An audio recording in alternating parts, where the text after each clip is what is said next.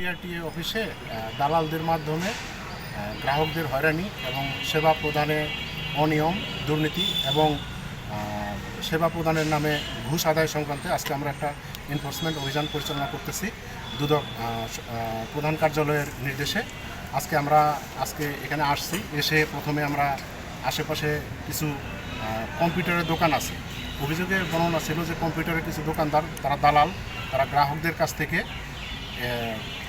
অতিরিক্ত টাকা আদায় করতেছে সেবা প্রদানের নামে এবং তাদের সঙ্গে বিআরটিএ অফিসের কয়েকজন অসাধু কর্মকর্তা কর্মচারী যোগসাজশে এই কাজ করতেছে। আমরা প্রাথমিক পর্যায়ে আজকে আসছি, কিছু রেকর্ডপত্র সংগ্রহ করছি এবং কিছু দোকান এবং আশেপাশের লোকজনদেরকে জিজ্ঞাসাবাদ করে আমরা কিছু তথ্য সংগ্রহ করছি এবং কিছু সেবা গ্রহীতাদেরকেও আমরা জিজ্ঞাসাবাদ করছি এবং কিছু রেকর্ডপত্র সংগ্রহ করছি এবং রেকর্ডপত্র সংগ্রহ করে পরবর্তীতে আমরা আমাদের বিশ্লেষণপূর্বক আমাদের প্রতিবেদন আমরা আমার প্রধান কার্যালয়ে। এই অসাধু কর্মকর্তা কর্মচারী কে?